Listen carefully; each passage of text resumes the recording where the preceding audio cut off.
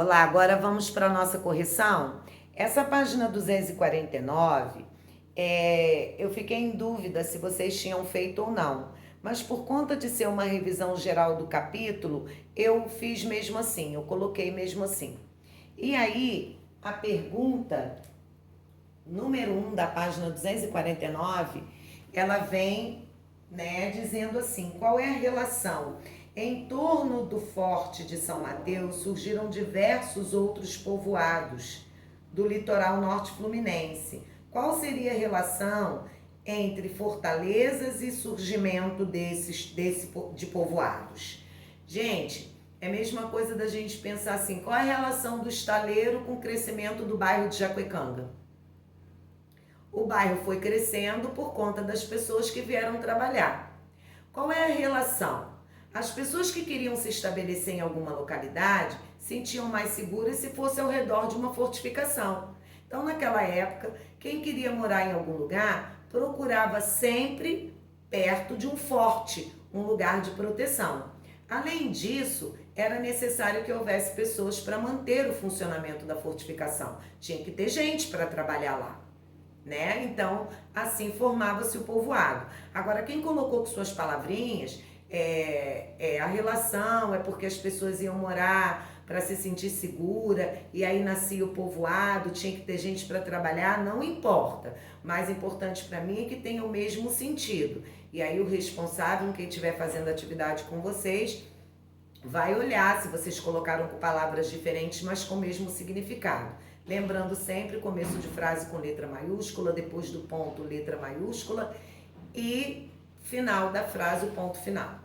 Número 2, o nome da capital de um dos estados do Nordeste é o mesmo nome das construções militares litorâneas do Brasil colonial. Isso porque essa capital teve origem justamente em uma dessas fortificações. Quem nasce no estado dessa capital é chamado de cearense. Então, cearense é quem nasce no Ceará. A capital do Ceará é Fortaleza. Bingo para quem colocou aí Fortaleza, letra maiúscula, ponto, Fortaleza com Z, olhando direitinho. Vamos passar para a página 250. Correção da aula 2 de História, página 250. Então, já revisei lá 249. E aí vem um verdadeiro ou falso pra gente. Coloque verdadeira para as questões, para as afirmações verdadeiras e falsa para as frases falsas. A gente tem que ler com atenção. Vamos lá na primeira. As aldeias são uma forma de organização típica dos indígenas brasileiros. Verdade. Quem colocou V, acertou. Segunda, os indígenas brasileiros gostam de produzir, além de suas necessidades, para realizar comércio. Ele produz para realizar comércio? Não é essa a intenção, é falso. Ah, mas eu vejo o índio lá no centro da cidade vendendo as coisas. Hoje, com a evolução, eles ficaram para trás na questão da evolução. Então, muitos saem da aldeia sim, mas na verdade, na raiz da cultura indígena, a gente aprendeu o que também em sala? Que eles utilizavam a natureza para a própria sobrevivência, só aquilo que era necessário e preservava. Então, não era para o comércio. Falso. Terceira, as habitações dos indígenas brasileiros são de tipos variados. Verdadeiro, né? Então, tem de palha, de madeira, em círculo, uma do ladinho da outra. Então, verdadeira. E a última, todos os indígenas brasileiros constituem uma única tribo. Falso. Temos a tribo Tupi-Guarani, temos os Tapajós, que já até estiveram na escola. Então, ficou VF, VF. Número 2 é simplesmente assim. Responda as perguntas para preencher a cruzadinha. Isso quer dizer que lá na outra página tem uma cruzadinha para você preencher. Eu não fiz a cruzadinha aqui, mas eu coloquei as palavras lá. Então, no número 2, estabelecimento no litoral onde era armazenado e comercializado para o Brasil antes do embarque. Eles tinham que tirar o pau-brasil, armazenar, guardar em algum lugar para depois colocar no navio para embarcar. Então, que material é esse? Que matéria-prima que eles tiravam e armazenavam? A resposta é pau-brasil. Esse Brasil aí tá com B minúsculo porque não é o nome do país, né? É o nome da árvore. Número 2, pau-brasil. Quem acertou, bingo. Quem não acertou, apaga aí e conserta. 3, material de que eram feitas as ferramentas trocadas por trabalho na extração do pau-brasil. Metal. É só ir lá que está escrito também no corpo da apostila, nos textos, metal. Era o objeto de troca, né? Material de que eram feitas as ferramentas trocadas por trabalho. As ferramentas eram feitas de metal. Número 4, produto nos quais era aplicado corante do pau-brasil. Aonde eles colocavam corante? Para atingir o quê? Tecidos. Não é porque é uma palavrinha só que eu vou dispensar a letra maiúscula não, hein? Tecidos, com letra maiúscula e ponto final. Quem acertou, bingo, pode corrigir. Número 5. Realizavam todo o trabalho de extração do pau-brasil. Quem é que realizou todo o trabalho de extração? De tirar, de cortar o pau-brasil? Os indígenas. Número 6. Cor do corante extraído do tronco do pau-brasil? Vermelho. Ok, até aí, não se esqueçam de preencher a cruzadinha na página seguinte com as respostas. Então, a página seguinte vem a primeira palavra, eu não fiz a cruzadinha aqui, mas as palavrinhas estão aí.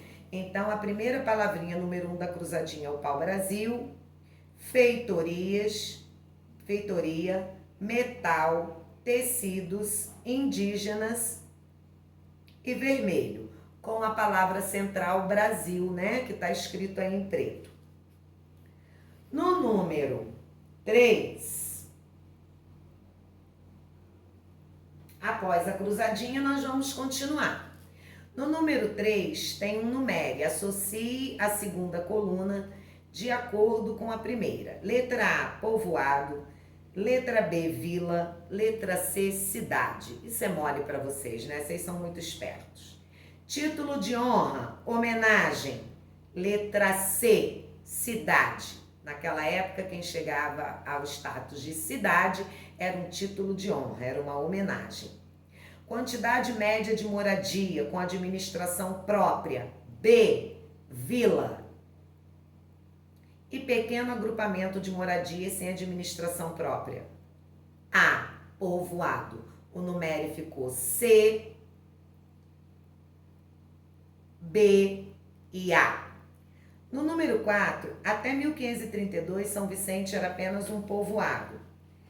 Com o plantio da cana-de-açúcar, São Vicente passou por várias mudanças. Martim Afonso de Souza mandou fazer inúmeras construções. Mais pessoas foram viver lá e o povoado passou a ser chamado de vila. Observe a ilustração e escreva nos espaços abaixo 3 elementos necessários para o povoado ser elevado à categoria de vila. Então tá lá o povoado. Para ele ser elevado à categoria de vila, lá no primeiro quadradinho, vocês vão colocar lá o que eles precisam? Câmara Municipal, lá em cima, no quadradinho lá de cima do desenho. Precisavam também, logo aqui embaixo, do pelourinho, que era, né, para os castigos, para fixar as leis. E no último quadradinho, cadeia. Quem acertou, bingo, parabéns. Pode corrigir com a canetinha verde, depois a Alessandra vai ver. E quem não acertou, e errei isso, por que será que eu errei? Volta lá, ok? Vamos para o número 5 da página 252. No número 5 vem assim: marque um X na opção em que aparece o nome do produto econômico que trouxe prosperidade para Olinda. Isso é mais lá para frente, quando a gente viu sobre Olinda, que a gente chegou a ver até na sala de aula. Eu coloquei os 3 parênteses aí para vocês poderem visualizar melhor, mas não escrevi do lado, só escrevi na que vocês tinham que marcar. Então, quem marcou açúcar está certo, certíssimo. No número 6, complete as frases com informações corretas. Aí não vai precisar da letra maiúscula, porque vocês só estão completando. Nos engenhos de açúcar do Brasil colonial, os trabalhadores eram os africanos escravizados. Teve gente que colocou os escravos, que também não tem problema nenhum. Como foi a última palavra a ser escrita, já tem o pontinho final ali. Eu que coloquei, mas já tem o ponto final. Letra B. A prosperidade econômica de Olinda, quer dizer, cresceram, deu certo, foi próspero. Na época colonial, pode ser observada pelas inúmeras igrejas que existem ali. Então, gente, todas essas questões, vocês estão vendo que é uma revisão geral. Tinha que ler mais uma vez, tinha que procurar, ir lá atrás, procurar, tá? Para poder fazer. Número 7, assinale as alternativas. Olha, as alternativas, então não tem só uma. Se fosse assinale a alternativa, teria mais de uma. Teria só uma, mas como está dizendo, as alternativas onde há instalações típicas de engenho colonial. Na Câmara Municipal tem? Não. Na Casa Grande? Sim. Na cadeia? Não. Na senzala? Sim. Instalações típicas de engenho, gente, onde fazia toda a produção do açúcar. Então, era na Casa Grande e na senzala. A Casa Grande moravam os donos do engenho e na senzala ficavam os escravos que trabalhavam no engenho. Lá embaixo tem uma gravura. Fundação de São Vicente é uma pintura do artista brasileiro Benedito Calixto, do ano de 1900. Ela pode ser vista no Museu Paulista. Olha que imagem bonita. Mas vamos lá para outra questão. Ele é de 1900, muito depois que isso tudo aconteceu. Por que será? Então vamos para a última página. Lembrando sempre que eu dou muito valor à criatividade, às palavrinhas de cada um, desde que tenha o mesmo sentido, tá? Não precisa ser escrito igualzinho da tia Alessandra. Então vamos lá, resposta da observação da página anterior, se referindo, né, à página anterior. Eu vou ler para vocês. A obra de Benedito Calixto foi realizada em 1900, mas retrata a fundação de São Vicente, que era em 1532. Em sua opinião, como Benedito Calixto retratou uma cena que ele não presenciou? É igual vocês escutam a história, vocês imaginam.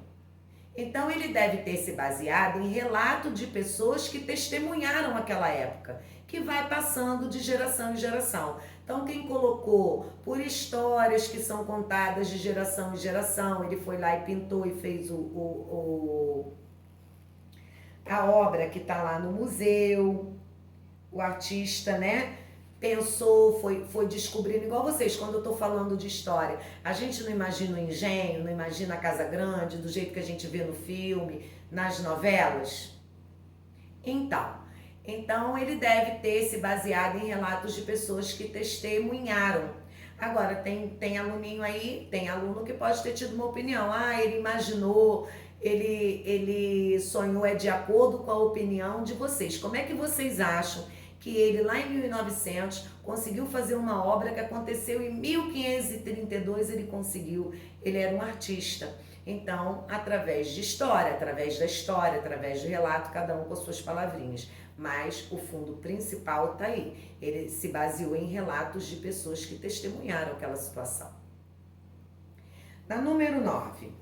No Brasil, foram construídas inúmeras fortificações no litoral para tentar impedir invasões estrangeiras. Você saberia dizer por que isso aconteceu? Portugal enfrentava vários problemas por causa das invasões no litoral. Por isso que aconteceu. Eu expliquei no outro vídeo e na sala de aula também falei sobre isso. Então, quem colocou Portugal queria se proteger da invasão dos espanhóis, holandeses, franceses, também tá certo, tá? Portugal enfrentava vários problemas por causa das invasões no litoral. Então, cada um escreveu com a sua palavrinha, mas o fundo principal tá aí, como eu sempre explico para vocês em sala. 10, que é a penúltima. O historiador baiano Frei Vicente de Salvador foi o autor do primeiro livro sobre a história do Brasil, concluído em 1627. Nessa obra, ele diz que os portugueses se arrastavam pela praia como caranguejos. Como você interpreta cada tal afirmação? Por que ele disse isso? Ele estava se referindo à ocupação ser somente no litoral nos primeiros anos. Eles não conheciam outros lugares. Assim, os portugueses viviam na areia e à beira-mar, se arrastando. Então, ele usou isso, né? Caranguejo, que eles estavam como caranguejos. Ele usou essa força de expressão. Ele estava se referindo a uma ocupação ser somente no litoral. No primeiro momento, eles só conheciam ali. Depois é que foram explorando e conheceram outros lugares longe do mar. Mas, vou repetir, cada um tem aí as suas palavrinhas. O sentido principal, o tia Alessandra já colocou. E no 11, em Salvador há um importante ponto turístico chamado Pelourinho. No entanto, lá não tem mais Pelourinho. Alguns moradores propõem colocar uma cópia de pedra para lembrar a história do local. Outros preferem que fique sem, pois acreditam que esse monumento lembraria dias tristes onde pessoas eram torturadas em público.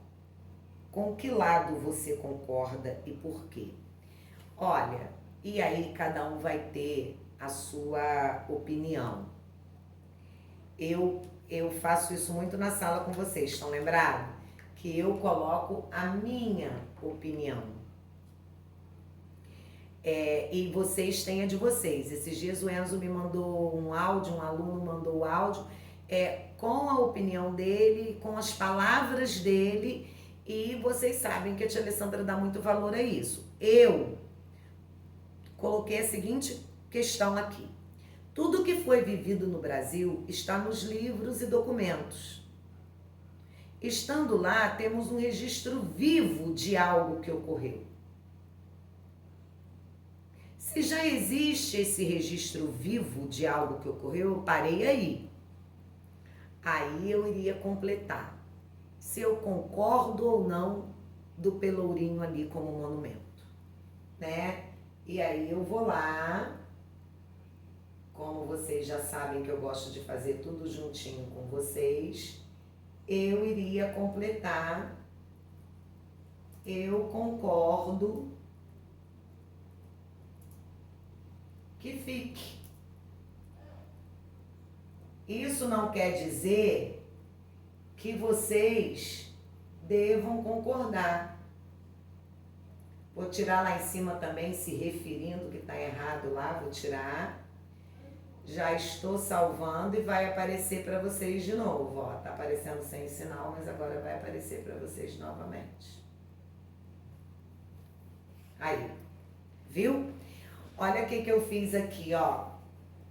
Aqui, aonde eu tinha colocado uma palavrinha fora do lugar, que isso acontece na sala de aula também, e eu quero ficar mais próximo da sala de aula possível. Aqui estava escrito se referindo, estava escrito errado, eu tirei daqui. E aqui eu completei com a minha opinião. Tudo que foi vivido no Brasil está nos livros e documentos. Estando lá, nós temos um registro vivo de algo que ocorreu. Eu concordo que fique.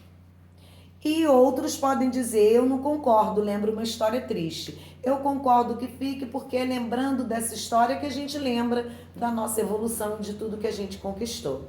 Tá bom? Então, qualquer dúvida pode me perguntar. Tá tudo aí. Um beijo grande para vocês. Deus abençoe a todos. A gente retorna na terça-feira, porque sexta-feira é feriado. e na segunda-feira é feriado aqui também. Querendo lembrar que na terça-feira a gente volta em tempo real. Eu vou fazer uma aula online com vocês. Eu quero ver o rostinho de cada um, tá bom? Um beijo grande, cheio de saudade e de carinho, tá? Abraços na família, mamães, papais, um abraço para todos.